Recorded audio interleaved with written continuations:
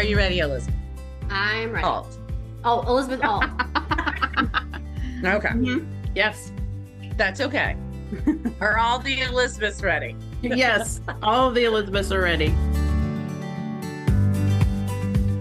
Hi, I'm Elizabeth. And I'm Missy. And this is You Should Meet My Friend. Today we are talking to Elizabeth McClure. We're talking to Elizabeth today because of her incredible resilience. And I think she'll be fascinating to talk to because she's very involved with horses, which is a whole world I am not familiar with. So I'm looking forward to talking about that. So welcome. Welcome to our podcast. Thanks for having me. Liz. Yeah. She and I know each other, Missy, because she is best friends with one of my best friends. Stella is definitely the connector. Yep. And we interviewed Stella in season 1 of our podcast, and we always ask, who would you recommend that we talk to? And she recommended you. Yeah. And I'm so excited because I know bits and pieces of your personal story, but we've never really sat down and kind of had a conversation. So I'd like to introduce you to Missy. Hello. Missy and I met because her husband and I are in the same career field in the Air Force, and it's very teeny. It's like 300 people. And I worked at AFPC and sent her husband to Korea. That's how she first knew my name, because I sent her husband to Kunsan. Negative connotations with your name. Yes, yes. But I promised if Chris would volunteer for Kunsan, I promised an awesome job afterwards. And I sent him and Missy to Germany afterwards. So all was forgiven. And actually, that's where we met person to person. So it was. Now, where do you live, Elizabeth? We live in Tampa, Florida. Tampa? I had snow last night. So no, we're 80 degrees today and sunny and beautiful. So come 80 degrees. Down. Yeah, we'll hit that in probably July. Yeah. But that's when we'll be in the house dying of heat. Yeah. And you guys will be outside enjoying yourselves. My house is old, but now we currently do not have air conditioning because we really only need it for about 2 weeks out of the year. Where are you at? I am in northern Utah on the Idaho border. Okay. Yeah. So it's different than Salt Lake City or Moab, Zion, or any of that. We're a high mountainous area. Missy, Chris, when they retired from the Air Force, they had found this great spot in Utah. And so they moved there when they retired, and Chris found a job. Whereas Kevin, your husband, just retired, and you guys decided to stay where you were at. Yeah, we decided. So that's what we did too. We didn't, we squatted where we were.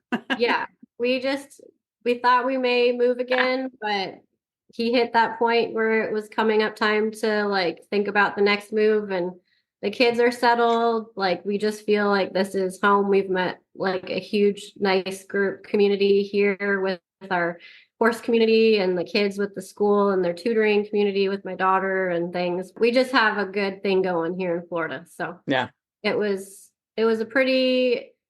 Where are you originally from? Minnesota.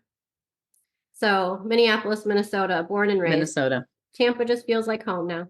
I can't do cold weather anymore. How would you, if someone had never met you before, how would you introduce yourself and describe yourself? Ooh, that's a good one. My name is Liz, and I'm a crazy horse girl who also happens to be half metal in her body. All right. Stella mentioned, and I thought I had heard this in one of our, I guess I should say, you and I have been around each other over the years because you're best friends with Stella and I'm good friends with Stella. So our paths have crossed many, many times. So Stella mentioned a really bad accident when you were 19. Tell us about that. Whatever you want to share. You don't have to give us all the nitty gritty, but whatever you want to share. Yeah, it's a huge part of my story, so I'll touch on it, but I won't deep dive into all the things. But yeah, I was in a car accident my freshman year of college. I was 18, and was in the Equine Industries Management program at the University of Minnesota Crookston, where I was very excited to get started on my equine career after I've been riding since I was 6. Oh, wow. So just casually with my family, like on trail rides, and then really got into it in middle school, started taking lessons and worked all the way through high school at an Arabian horse ranch. And then finally went off to college to do that. But that freshman year, I was in a car with some friends and we hit black ice. And the car rolled 3.5 times and I was ejected 50 feet from the vehicle. Oh, wow. And shattered my hip and my pelvis and femur and collapsed my lungs. And it was a whole ordeal. But Oh, man. so a couple hospitals later in a life flight jet to the cities to Minneapolis, I had a 16-hour pelvic reconstruction surgery, a rod put in my femur. So I have 23 screws, 4 metal plates, a rod in my femur, and got pieced back together, and then started a lot of rehabbing. And they didn't know if I'd ever walk again. They said I'd possibly never ride horses. Or kind of have to do a career change. So it was it was a long recovery. So about a year into that, I was finally able to go, like a year after the accident, was able to go back to college and tried to go back into the equine program, and lasted about that first semester back and was told I needed to have a hip replacement. Oh, wow. So hip replacement at 19? Yes. Yep. So at 19, I had a total hip replacement, and at that point decided that it wasn't going to work to keep going in the equine field. So yeah, this is where the next part of the journey begins, and had to find a whole new career path at the same time as getting married to my now husband, then boyfriend and fiance in college. And we moved to Oklahoma City, and I went to radiology school to be a radiology tech and start that part of my career. So what about, before we move on, what about the other people in the car? Everybody else in the car was okay. There was one friend in the back seat who was ejected from the vehicle, as well as me. The other 2 were okay and didn't have any injuries. It took quite a while for the paramedics to arrive on scene. So it was quite a bit of, like, they couldn't find me at first because I was so far away from the vehicle. Oh my gosh. I couldn't talk or make any noise. So I was kind of searching around for a stick and made some noise, like rustling in the leaves, because it was dark. So then they were able to find me. And my friend was talking to me, asking, and I thought I was fine. So I was trying to, like, get up, and I asked him if I had all my teeth. That was the first thing I checked. I was like, are all my teeth there? And he's like, the teeth are the least of your worries right now. So later to find out my leg was, like, wrapped around my back like a pretzel. So I was, oh my gosh, not in a good state to stand up or get up or move. So thank God I didn't do that. Lots of internal bleeding and all that was fun. So yeah. And that was the start of a whole new life for me. So yeah, kind of crazy how all that happens. I'm sure there were dark days and good days as you went through recovery. What were some of the, like, say, for example, I had a family member that had a severe injury like this. What were the kind of things that you did find to be helpful and awesome? I tried not to dwell on it too much. So I just tried to think of all the things that they told me I wasn't going to be able to do. As an 18-year-old, you're very stubborn, hard-headed. Sure. Well, I was, thank goodness, because if I wasn't, I probably wouldn't be where I am today. So I thank my Wallace genes for that. But no, I just focused on the things they said I would never do again and tried to tick those off one at a time. So I might never walk again. Well, that's our first step. So I need to, like, start there. And I was like, I need to walk, and I need to do it better than they think I'm going to, and prove that I wasn't, my surgeon at one point called me a technical failure because the surgery didn't go as well as he wanted it to. So, well, I gotta love those orthopedic surgeons. They're all looking on the bright side of life. Not really known for their cheery bedside manner. No, their bedside manner is not great, but I didn't need that. I just needed them to fix me so that I could move on with life. So I walked again and was doing really well and I walked sooner than they thought. So I was 3 months weight bearing from the waist down on both legs. So I couldn't put weight on either leg. It was just a challenge, and I had a lot of days where I was angry, and there was at one point where I just like ripped up all of my pictures that I could find of me with horses because I was like, that's going to be gone for my life. And I don't know, I tried, I have those moments, and then I would just pull myself out of it and say, no, you can't think about that. You'll ride horses again someday. Just might not look the same. And it doesn't, but I have ridden horses again. So I proved them wrong on that too. So yeah. So just all those things, I just tried to focus on what I could control. So absolutely. One day at a time, one step at a time. So were you and Kevin boyfriend and girlfriend at that time?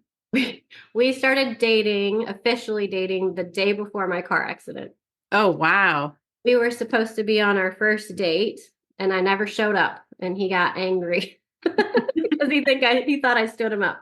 Come to find out, I had been in this horrible accident, and he forgave me.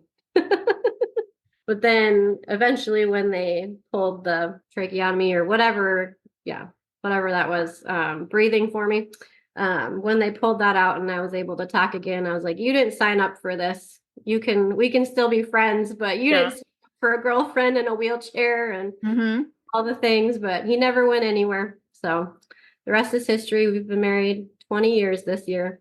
He wasn't easily scared away. So thank goodness. Yep. Elizabeth, I also was at one time.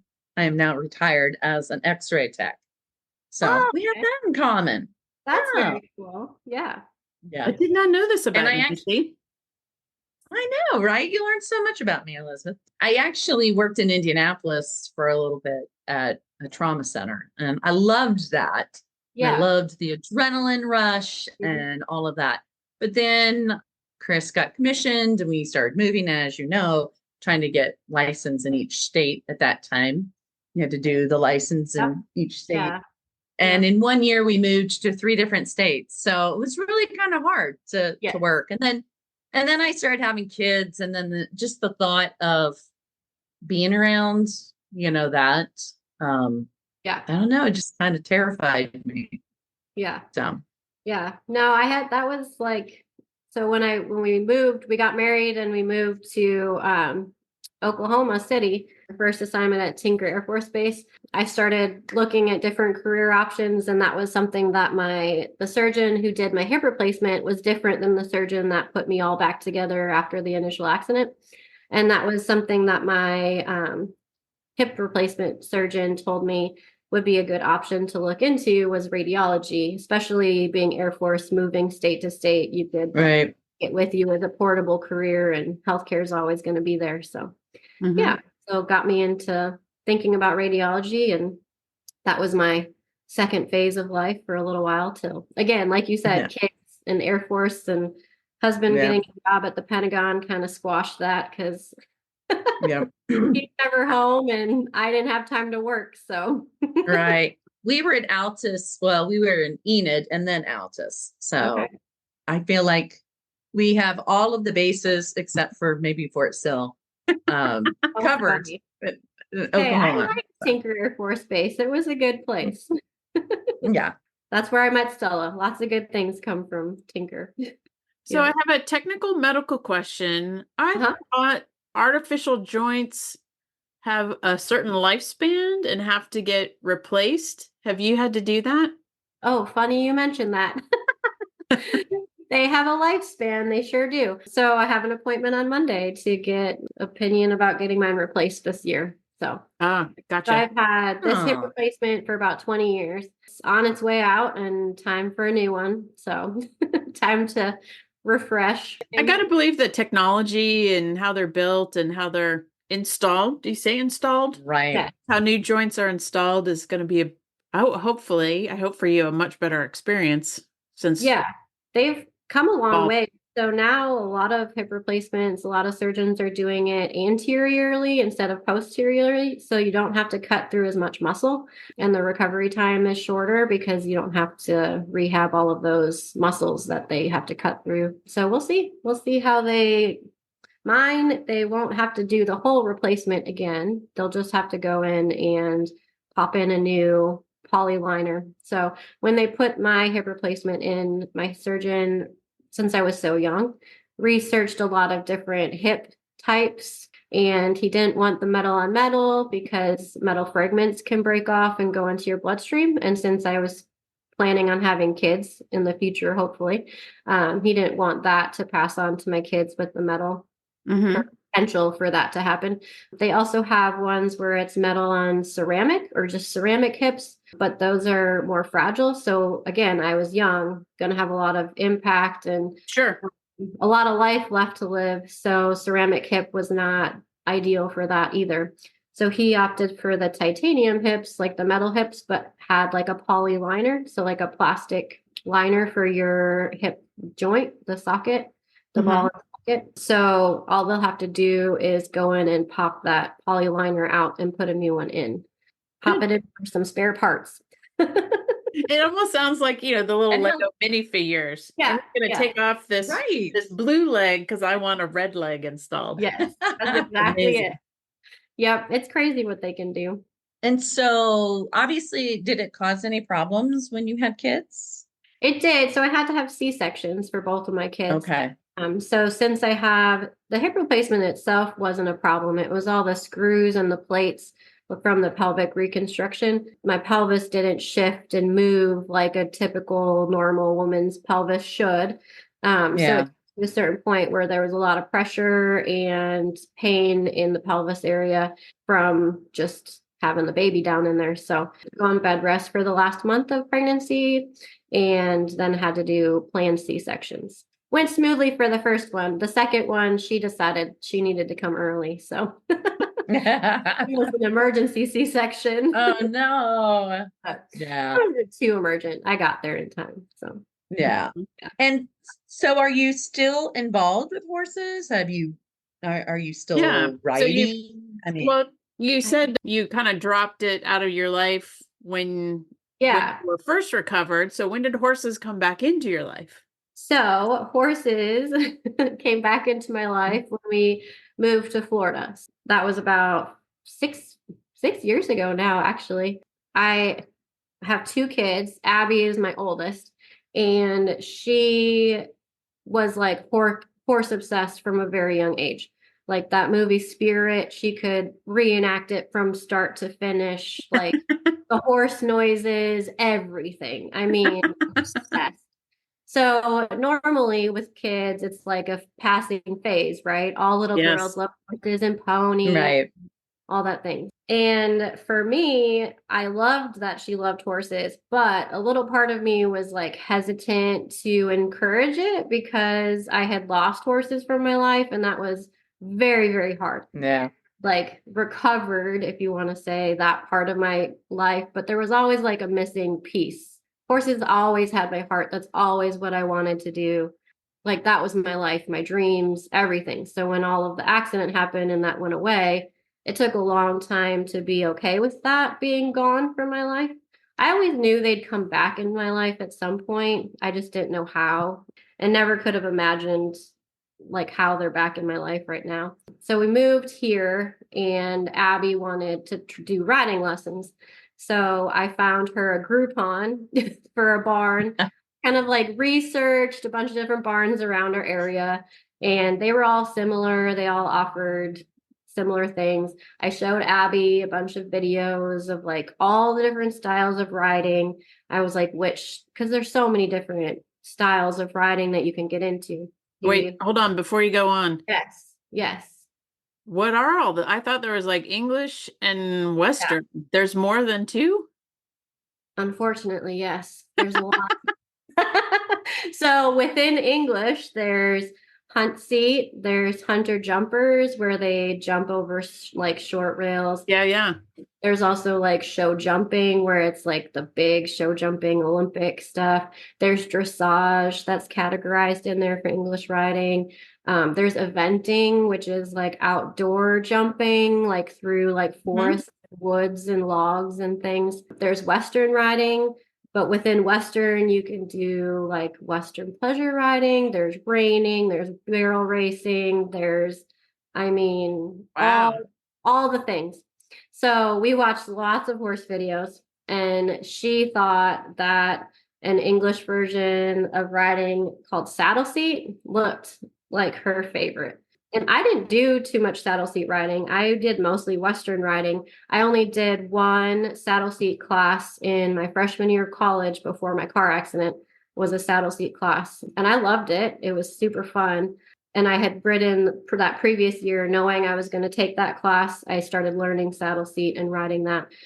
So she thought that looked fun. So I looked up barns in the area that would do that style of riding, and there was like 3 or 4 that popped up, and one of them had like a Groupon like available. So I was like, well, I'm only out 4 lessons if she doesn't like it. So we just bought the 4-pack of Groupons, and she started riding at that barn, and we've never left. But I was very hesitant to do that because I was like, if you're just gonna ride and be like, I can't let horses back into my life and let them back out. So after the 4 lessons, I was like, do you want to do more lessons? And she was like, yeah.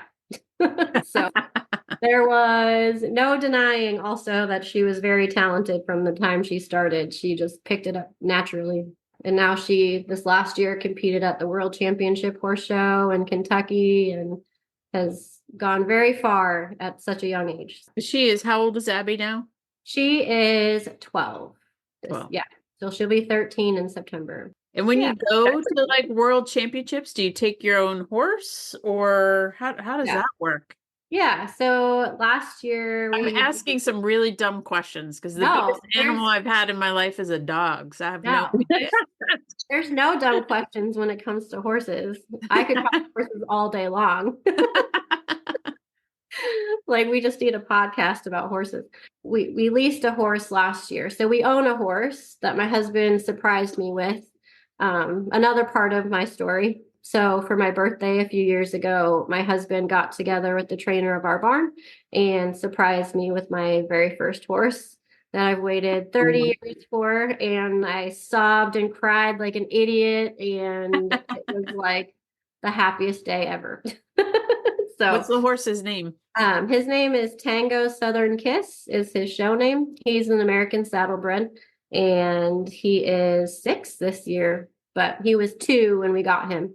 And I was able to do a lot of the working with him and training with him from the very beginning. Even before he was mine, he came to our barn, and I was in love the day I saw him come off the trailer. So got to work with him and exercise him a lot and be part of it from day one. So that's a very special part. So yeah. And then I showed him for a couple of years. So working at the barn, doing whatever our trainer needs me to do. She's taught me a lot of different things. So I can't ride the horses, but I'm able to work with them on the ground. So anything you can do in the saddle, like you can do on the ground. So long lining, I do lunging. I learned how to drive and jog a horse, which is in a cart. So you're behind the horse and they're pulling this cart.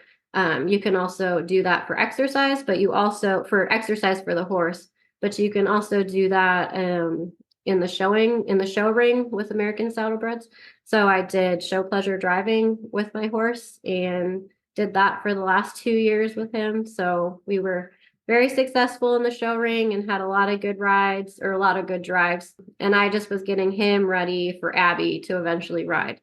So this past year, after the World Championship Horse Show, he was ready for her to start riding. So she got to start riding him this year and just showed him for the first time in March and won both their classes. So, woohoo! So when you say show, is it his appearance, or is it how Abby rides him, or all of the above?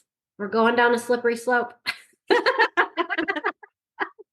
So for American saddlebreds, so you show them in a show ring. Performance horses are judged based on the horse's appearance and their athletic ability. So American saddlebreds are known for their high upright head carriage, and they're a high trotting breed.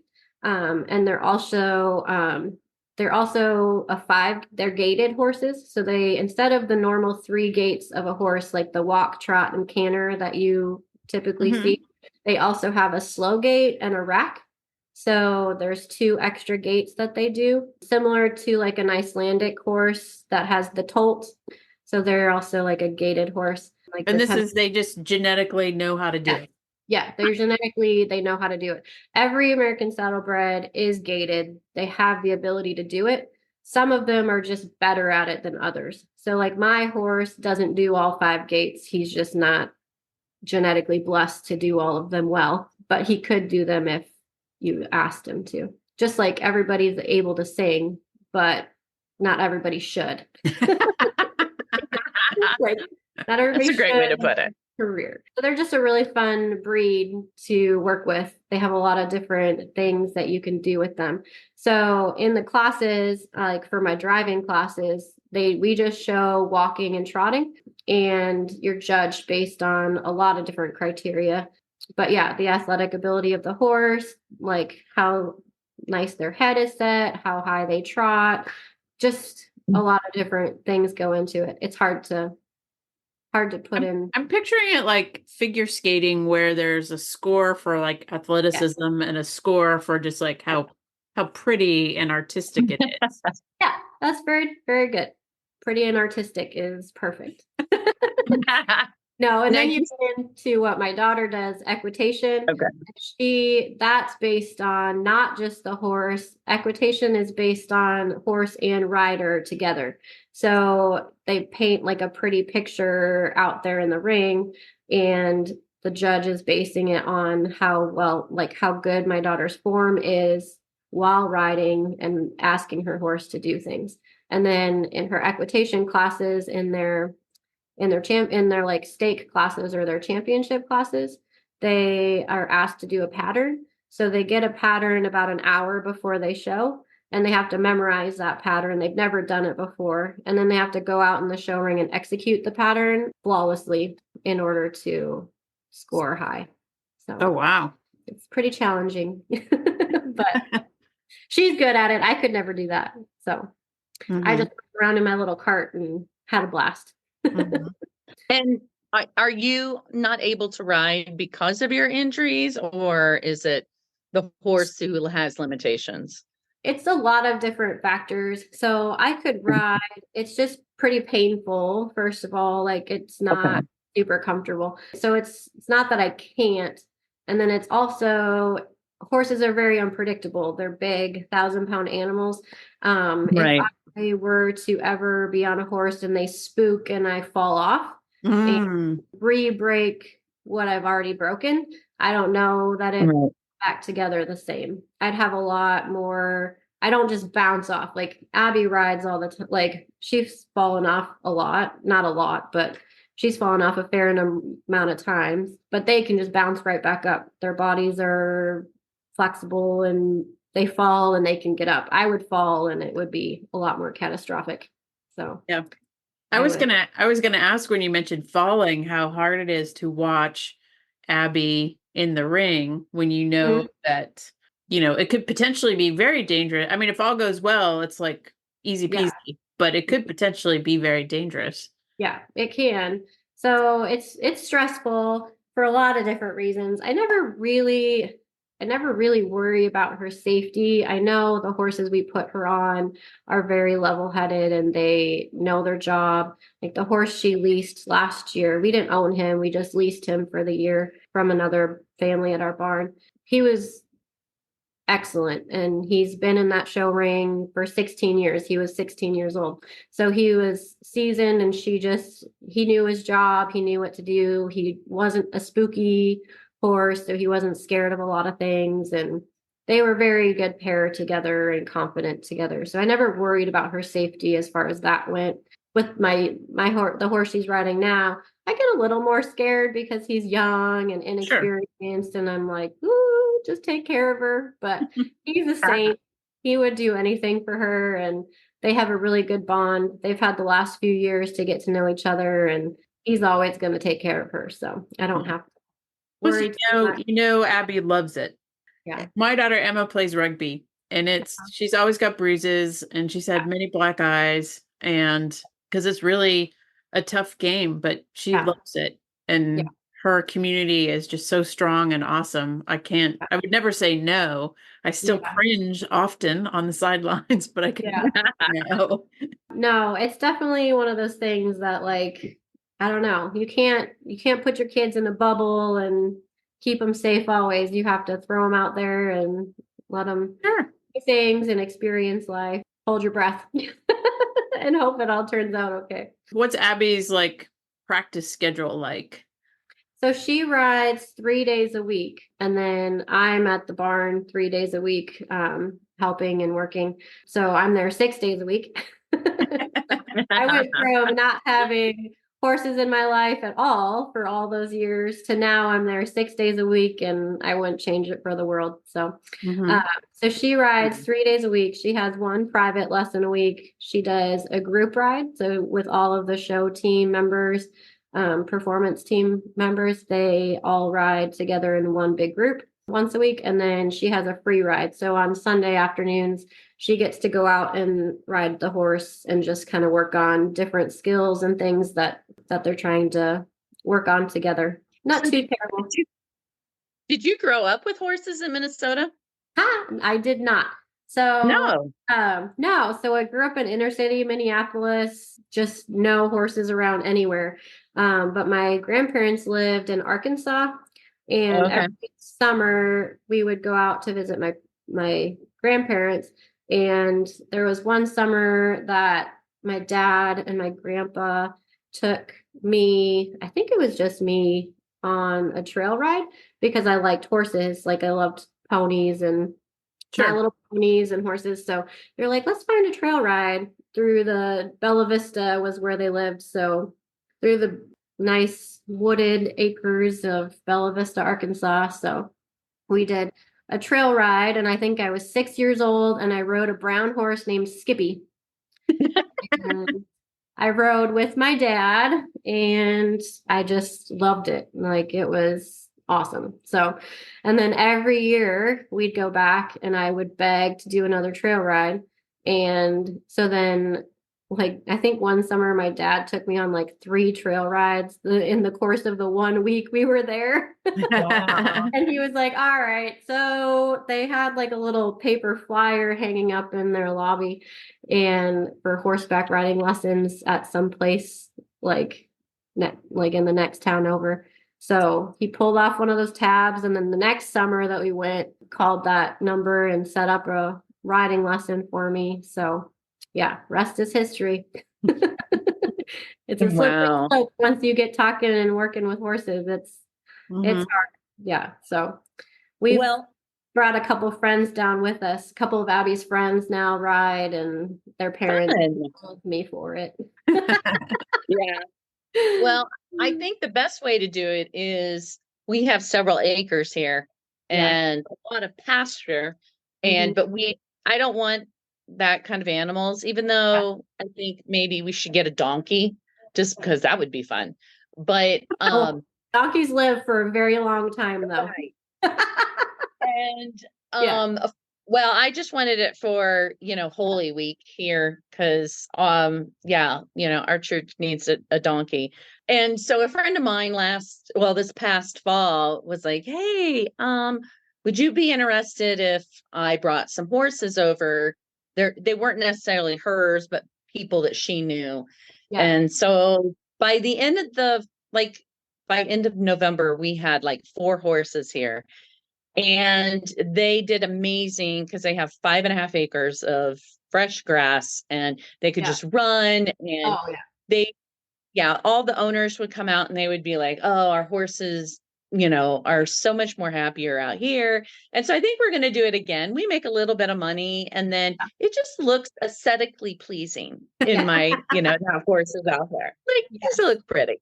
Yeah. Yeah. You definitely can make some money, like leasing out Yeah. your land to people that need it for horses. So Absolutely. and if you don't have to do So- any of the work, that's bonus. That's the best part. Like, I could I just go out there mean, and pet them and, yeah. frolic with them and Every horse person's So- dream is to have a little place where you don't have to do any work and play with the horses. Right. Exactly. Exactly. Yeah.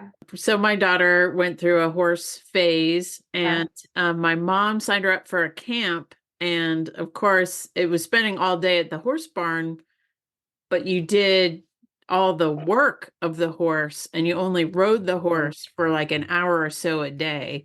Yeah. And that was pretty, after that week, she was like, I'm done. Yeah. Yeah. She liked the riding of the horses and the playing with the horses. So The Steve, other stuff. that's the trick. I mean, so we at the barn that we're at, they do summer camp every week and at the barn. So a new group of kids come in every week and they do horse camp. Well, horses are not all just fun and games. It's a lot of work that's involved. So it's like mucking the stalls and cleaning tack and grooming and all the things that go with it. So, and then, you get to ride for about an hour, maybe. Mhm. If it's really hot, like 30 minutes, because the horse's well-being comes first. So, and then you have to take everything off and put it away, and you have to hose the horse and put the horse up and feed. And it's a lot of work, but if you're truly committed, it doesn't feel like work ever. I could muck stalls all day long because it's just relaxing and get to be next to the horses and scratch them. And so for the two non-horse people in your family, how does that mesh between you and Abby and Sydney and Kevin? oh, it's funny. So we divide and conquer. So a lot of times it's me and Abby, we go off to the barn, and Kev and Sydney will go off to soccer and do their thing with soccer. So, and it's funny, Sydney likes being around horses, but she likes the social aspect of the barn more than anything. So she has her own little group posse of girlfriends and stuff. So when she goes out to the barn, she always has friends to hang out with and get dirty with and play games and all that. So she likes to be around them. She does horse camp in the summer and enjoys, again, the fun and the games with the kids. And then she likes riding like a little bit, but she'll never be into it. And then Kev, he's always known me, like he met me as a crazy horse girl, but then he like lost the crazy horse girl for a while and now she's back. So now he has to do with the stinky horse clothes and the mucky boots at the front door and all the things that come with it. But he's been good. He's learned a lot. Very supportive and everything. And it's been fun to see it be the whole family getting involved and going to the horse shows. And like when we went to Kentucky for the World Championship show, it was in Kentucky, which is known for bourbon, and he loves bourbon. So it was like horses and bourbon. It was the best of both worlds for our family. So me and Abby did horse things. And as my youngest daughter told her teachers when we came back from the show, they were like, well, what did you guys do? And she's like, oh, me and my dad did bourbon things. He took her to all the different bourbon tours and all like learned about all this stuff. And she just went right along with him. Parents of the year right here. What's your horse girl dream if time and money were no object? Like where would you like Team McClure to be in 10 or 20 years, horse wise?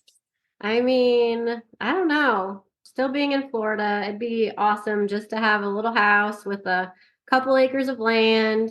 I could just open my back door and have tea in the backyard. We call them tea for short. Yeah, no, it'd just be fun to like have a place and have my horse with me and be able to pop my head out and see him grazing in the grass. And what is his life expectancy? Horses can live a very long time. We have a couple of horses at our barn that are well into their 20s, close to 30. So they can live quite a long time if well taken care of and loved for their whole life. He's 6. He's got lots of life left in him.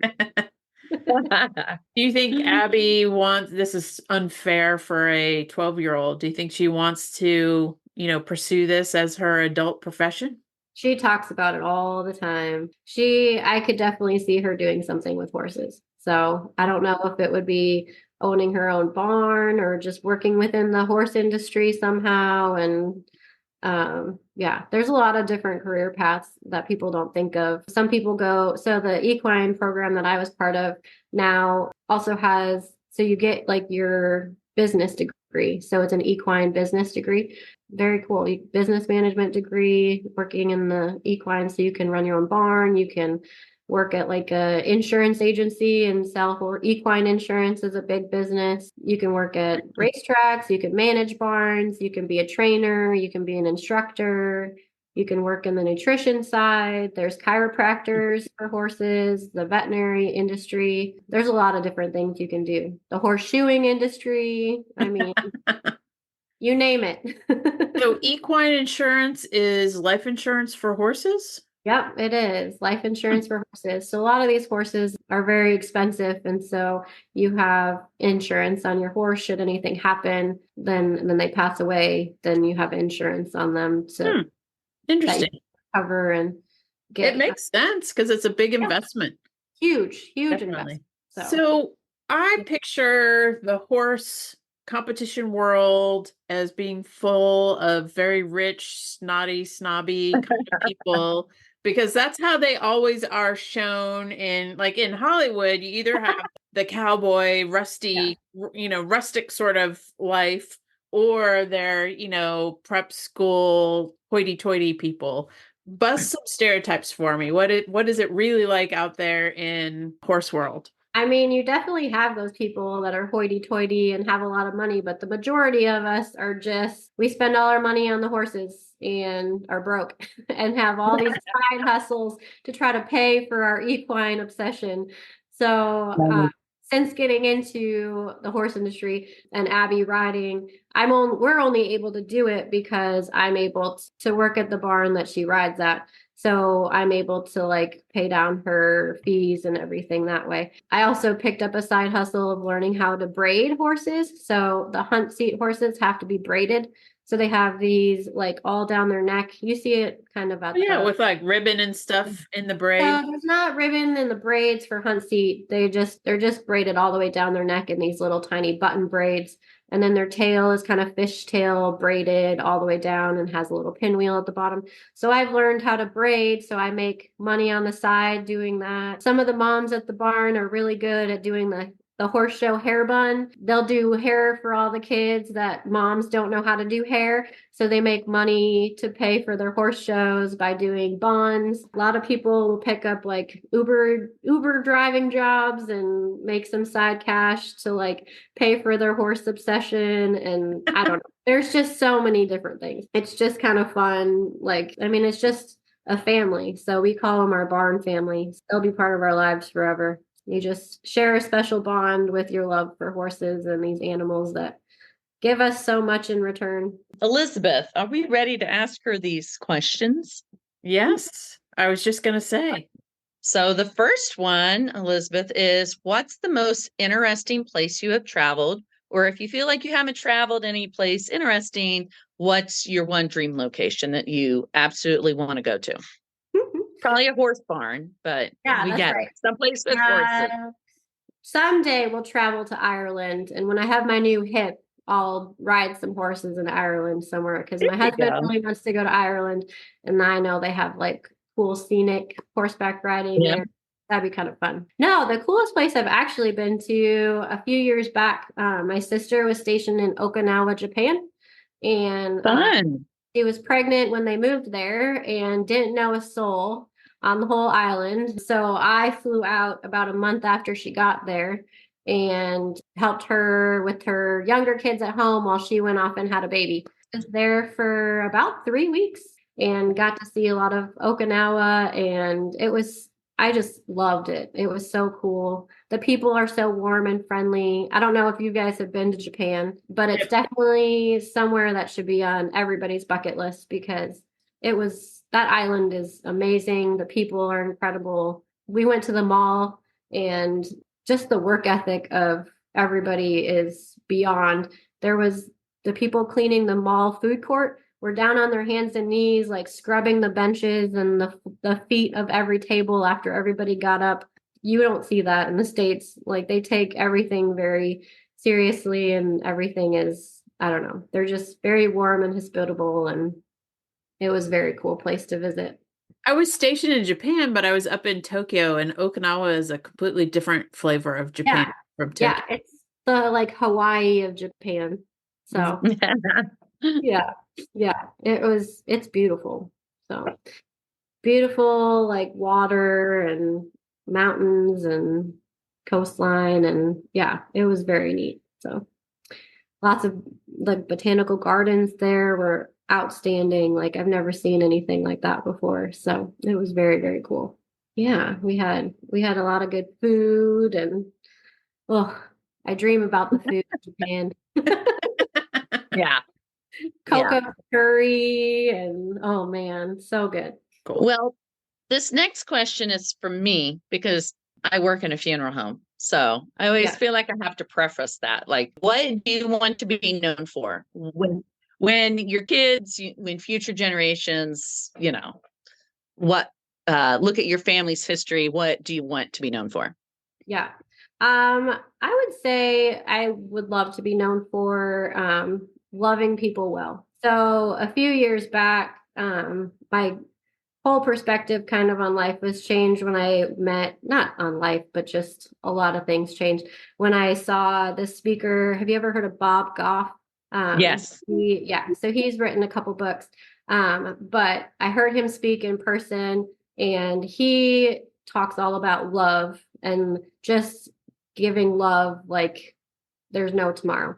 Loving every people, like everybody always. And so just the way he put it in his book and in his talk was just eye-opening to me. And I've always been like a loving and caring person, giving to everybody, but it just runs in my family.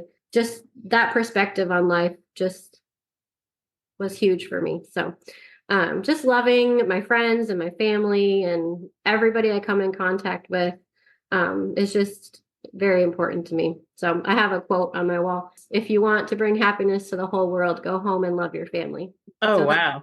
Mother Teresa. Very true. So, I mean, a lot can be changed with just a little bit of love.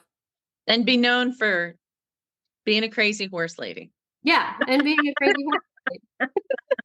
Giving love to all those Horse things. Yeah. Yeah, there's things you could be known for. Yeah. Exactly. You may have to dig deep for this one. Just make something up if you can't come up with something. But what is one thing you are not good at? So have you ever read that kid's book, If You Give a Mouse a Cookie? Yes. Yeah, that's me. So I just I can't stay on task with I do something and I walk by like a sock on the ground and I'll pick it up and I'll go start laundry and then I'll do that and get sidetracked and do something else. So I'm not good at doing one thing at a time.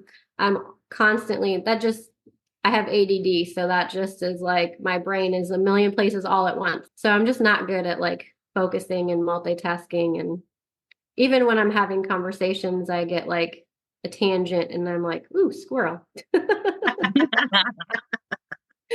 Yeah, that's definitely me. It makes you more interesting. That's right. So. Exactly. I'm like, wait, what was I talking about? I have ADD too, so I understand and I followed everything you've said. Yeah. So you're doing great. Yeah. It's really super fun when you are getting ready for a military move though, and you start purging and you start a project and then you stop halfway and then you're like, I'll get back to that. And then you never do. Yeah.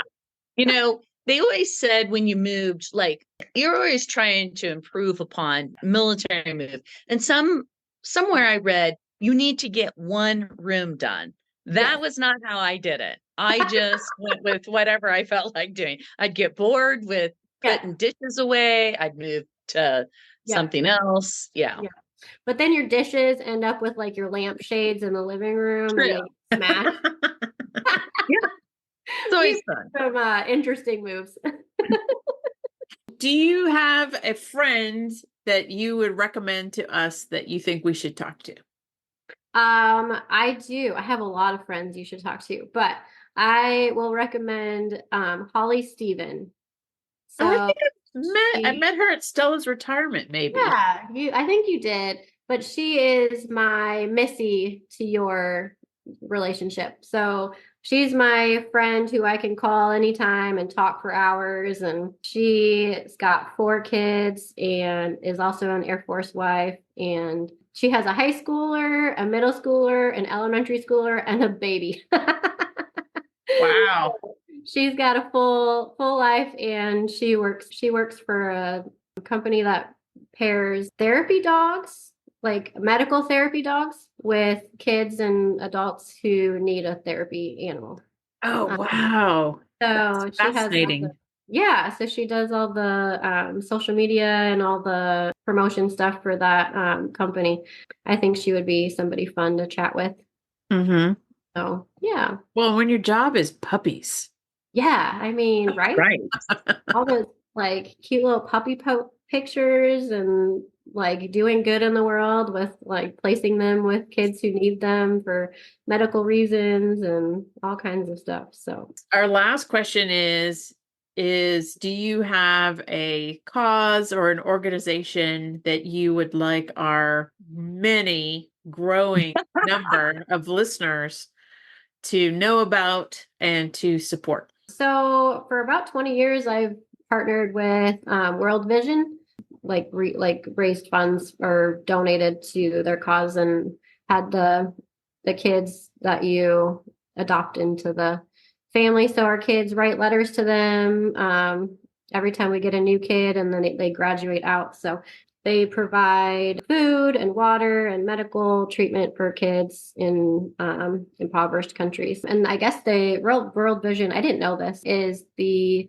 largest supplier of fresh, clean water outside of governmental people. Oh, wow. Third world countries. So they are doing a lot of good to provide water and aid to kids throughout those countries. So it just kind of puts everything in perspective with all the things we have and the things that they're just happy to be with is food and water and a good place, dry place to sleep. It's kind of fun for our kids to be able to, like, I think it's important for them to see that not everybody is raised how they are being raised. So yeah, absolutely.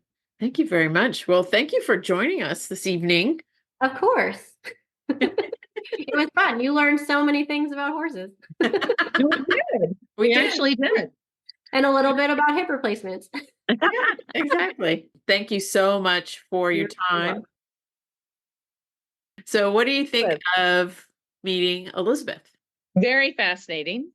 As we've said, I learned a lot about horses and hip placement or replacements, but all very interesting. And it's just interesting to hear how she came to love horses. She thought that was going to be her future vocation. And then her accident happened and it just changed the course of her life. But how through her daughter, she kind of gets to redeem that part of her life and enjoy horses again with her daughter. And her daughter's doing really well and loves it and thinks that maybe she wants to do that as a vocation. It's interesting to talk to somebody who is a kind of a normal, everyday person that is in the horse world instead of the stereotypical, like super ritzy person. How it seems like such a great collective community to help each other out to follow this passion. For sure. And how you have to kind of rely on your fellow horse family because it is expensive, can be demanding, it requires a lot.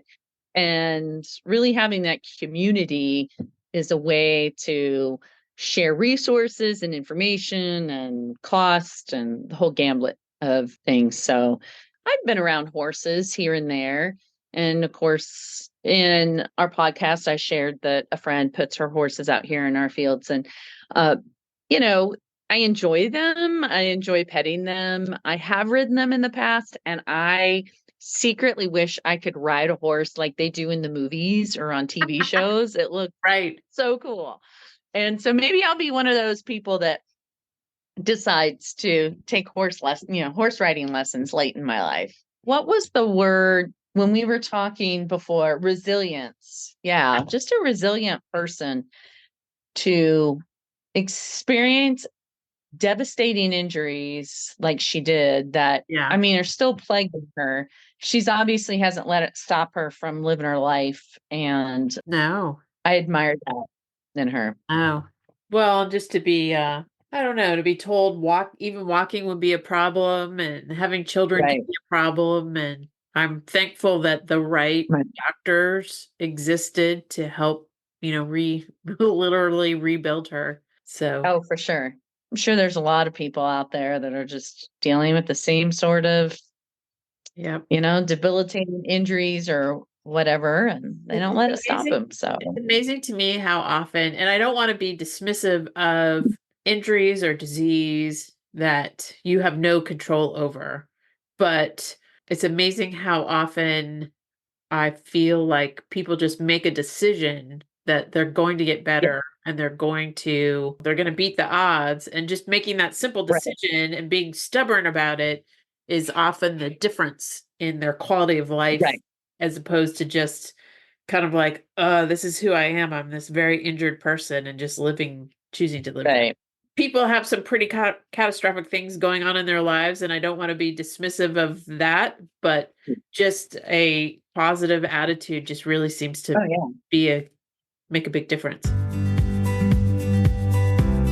Find us at facebook.com/YSMMF podcast and Instagram at YSMMF podcast for episode announcements. Thanks. So, Missy, should we officially start?